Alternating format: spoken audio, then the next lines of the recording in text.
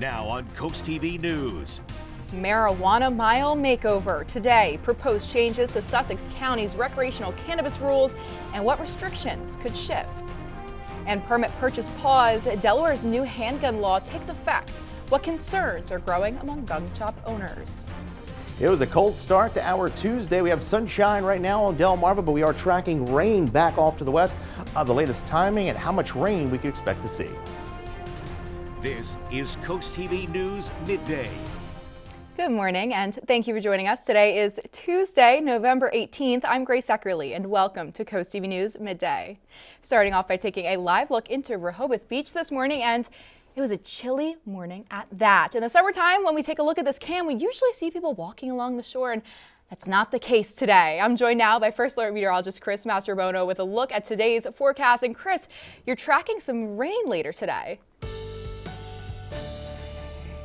Yeah, hard to believe, right? We had temperatures in the 20s this morning, but we're talking about rain tonight. Yes, we had temperature 24 this morning in Gumboro. We felt a 25 in Laurel, 30 in Georgetown, and 33 in Rehoboth. Many areas away from the beaches dipped below the 30-degree mark. We had perfect conditions. We had clear skies, calm winds. 47 right now in Laurel. We've warmed up pretty nicely under those clear skies. Seeing a few cirrus clouds begin to roll into the area. Temperatures are pretty uniform from the coast through inland. We're at 46 in Rehoboth, 47 in Milton, and we're at 48 in Salisbury. We can see the wind flow out of the northwest, not nearly as strong as what we had yesterday. Winds are anywhere between about 5 to 10 miles an hour. We're still clear right now. We're beginning to see some high clouds roll into the area.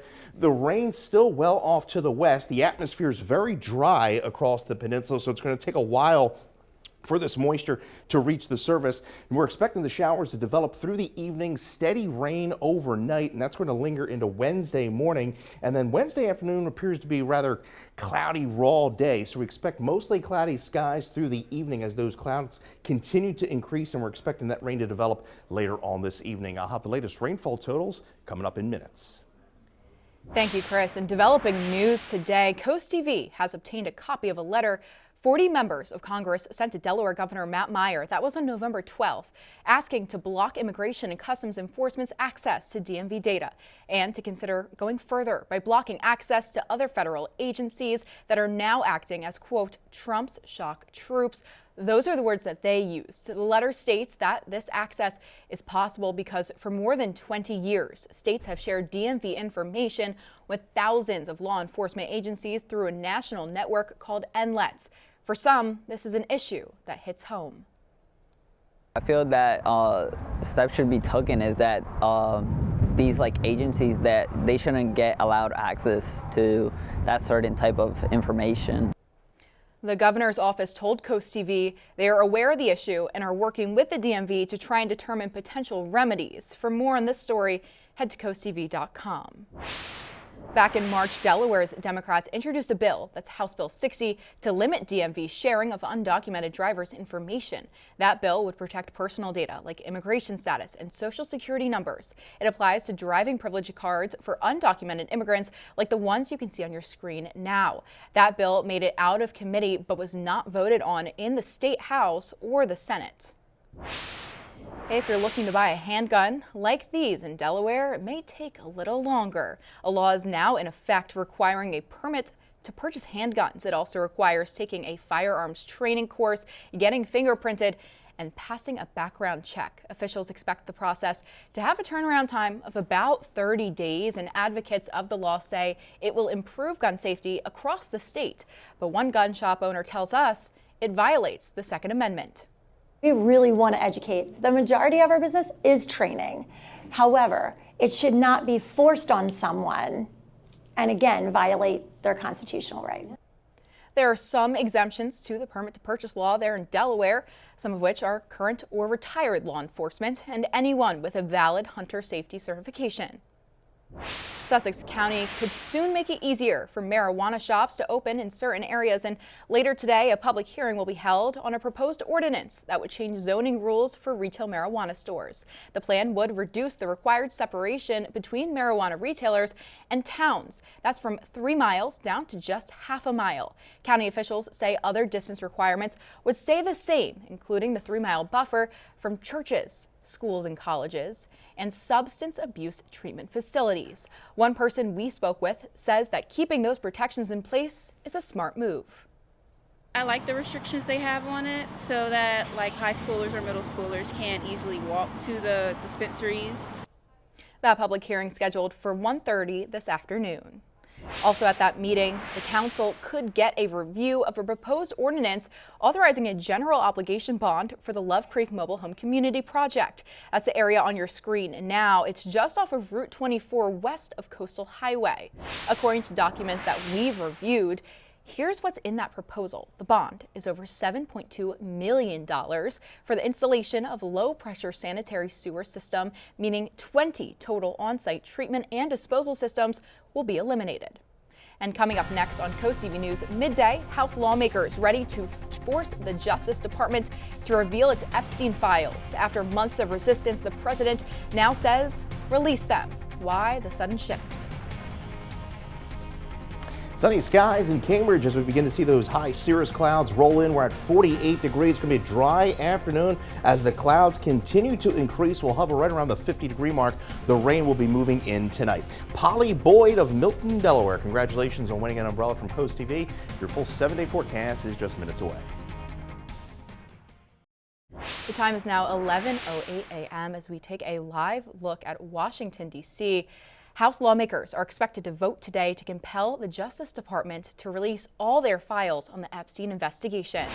The vote comes after Speaker Johnson and President Trump resisted calls to do so earlier, but now the president has reversed course and urges Republicans to vote for the release. NBC's Alice Barr shows us how lawmakers will hear from Epstein survivors who plan to sway a decision. Today, a highly anticipated vote in the House set to compel the Justice Department to release its files on notorious sex offender Jeffrey Epstein. We have nothing to do with Epstein. After resisting the move for months, President Trump now urging Republicans to vote for the bill and saying he would sign it. They can do whatever they want. We'll give them everything. Sure I would.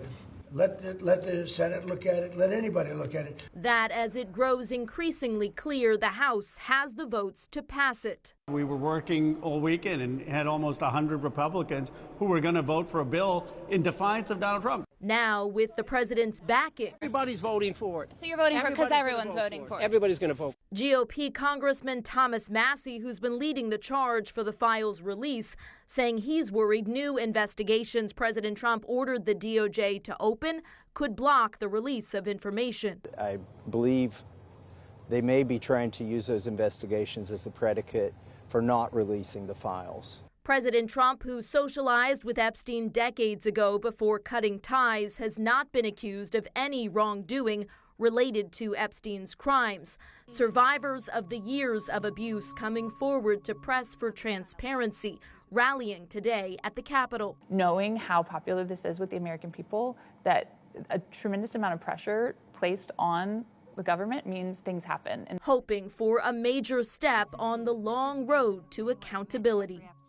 In Washington, Alice Barr, NBC News. And coming up, there's Chris Mastrobono in the CoastTV First Alert Weather Center. He's forecasting that rain in the forecast tonight. Let's get your full weather hit after this. Boy, it was a cold start to our Tuesday. We felt a 25 in Salisbury, 30 in Georgetown, 24 in Ocean City, and we warmed up pretty nicely. Pretty nice afternoon, pretty similar to what we had yesterday, only we're not dealing with the 25, 35 mile an hour wind gusts. 49 in Ocean View, and right now we're holding in the mid to upper 40s. We're at 48 Milton, 47 in Harrington, 46 Georgetown, and we are at 49 in Willards. As I mentioned, those winds much calmer than where we were at yesterday. Still seeing that northwest wind flow with winds sustained anywhere between about 5 to 15 miles an hour. We're beginning to see the high cirrus clouds stream in from the west. It's very dry over the Delmarva Peninsula, so it's going to be a while before that moisture hits the surface. And there's the shower activity we're tracking, producing some thunderstorms across Kentucky, southern Indiana, as well as portions of Ohio. We're just expecting a cold, chilly rain through the overnight time frame. Now, most of the day is dry, a pleasant afternoon as the clouds begin to continue to increase through the day. We'll top out around 50 degrees, and they say by 9 o'clock that the shower activity begins to work into the region. So a lot of clouds through the evening. We stay dry. It's after about 9, 10 o'clock, we see the rain work into the area, and this is going to be moderate rainfall overnight, not expecting any thunderstorms. And as we get into about 7, 8 o'clock tomorrow, we begin to see that moisture exiting the coast, a few residual showers, and by the afternoon, we're dealing with a northeast wind, a lot of clouds. Somewhat of a raw day with temperatures only in the low to mid 50s, and we're going to be kind of socked into the cloud cover, I think, for the rest of the week. Rainfall totals on the order of a quarter to as much as a half an inch. Again, this is going to be a minor system, a quick hitting system across the area. Now we dry out into Thursday and Friday. Friday, an isolated shower chance with a better chance of another round of some shower activity Friday into Saturday. Even that system doesn't look to be all that heavy. As we go into Thursday, we have mostly cloudy skies, northwest wind flow to northeast wind flow. Again, an isolated shower possible or two Thursday through Friday, but as we go into Friday night, we'll see that another round of rain roll into the area. So a damp and rainy start, at least for the first part of the weekend. Saturday afternoon looks drier, and then Sunday looks even better than that with mostly sunny skies. We're at 51 this afternoon as those showers develop through the evening, and overnight 40. So a chilly rain overnight into our Wednesday. We're going to be a bit damp, cloudy and raw day, 54 degrees. An isolated shower is possible Thursday. Otherwise, it's just overcast skies, 60 into Friday, with a better chance of showers rolling in at night through early Saturday. I think we're improved by Saturday afternoon. Sunday, definitely the better of the 2 days under mostly sunny skies, 50. And we're at 60 on Monday under sunny skies. Grace. Thank you, Chris. And coming up tonight on DSN at 8:30, Decatur takes on Dover in boys basketball. Then catch the final score at 10:30 p.m. Plus, here's what you can look forward to this afternoon on Coast Life at 4 p.m. Hope you're having a great day so far. And if you join us today at 4, here's what's coming your way with Coast Life. It's Tuesday. That means we've got a great debate for you. And this one I imagine can get pretty heated. We're talking the best sides at Thanksgiving. In my opinion, the side dishes are really what it's all about, but we'll get to that later on today. Also, while we're on the topic of food, we've got our dish of the week for you. We've got some ways for you to save some money and to do some good eating with our friends at Benvenuto. All of that and more is coming your way today at 4 on Coast Life. We'll see you then. A large fire in Dorchester County sparked by a heat lamp in a chicken coop. That's according to the Maryland State Fire Marshal. They say it happened just before 1 o'clock Monday afternoon at the area you can see on your screen now. And according to the office, all the chickens in the coop survived, and a neighbor was able to get to the home and open the door to allow the owner's dogs to escape the burning home.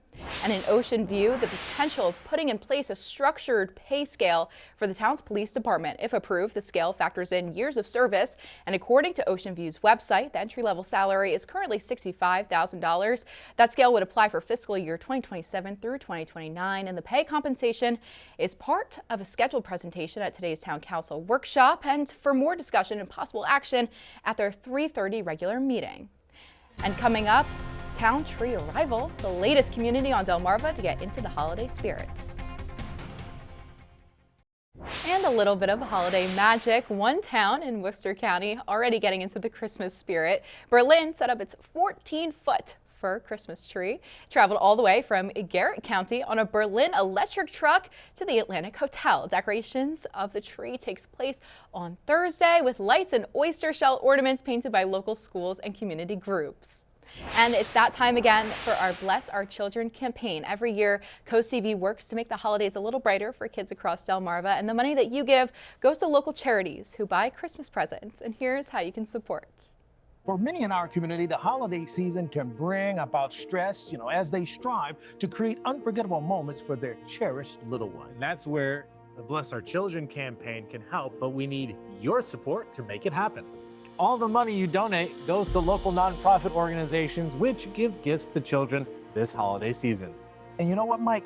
Every penny, every single one you give helps families right here in Delmarva because WBLC covers all administrative costs. Send a donation and a holiday card, and we may read your well wishes on the air.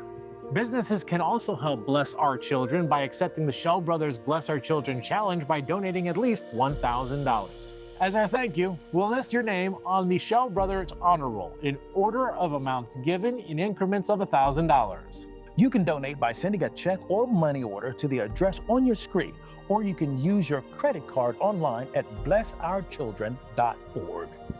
Together, we can make the holidays this year a special one. Bless Our Children is administered by the Draper Holdings Charitable Foundation.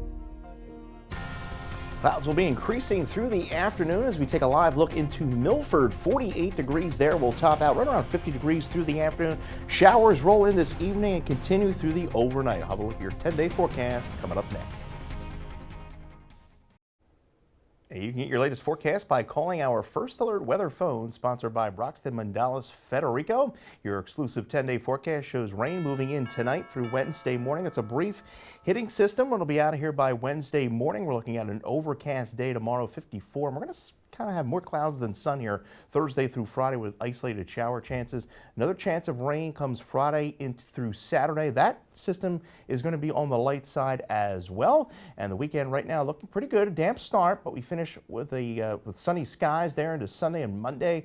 Clouds increase Tuesday. Now we're watching a system next week. Looks like may get in here Wednesday with some rain, but could be out of here by time for the Thanksgiving holiday there on Thursday. 54 degrees there right now with maybe a morning shower. And Chris, you got your little turkey icon on the 10-day yeah, forecast. I know, and everybody was waiting for it, so it's right around the corner. All right, well, thank you, Chris, and thank you for joining us here on Coast TV News Midday. For more local news or weather, you can download our Coast TV News app, and don't forget to join us right back here for Coast TV News at 5. That's later this afternoon. And until then, have a great day.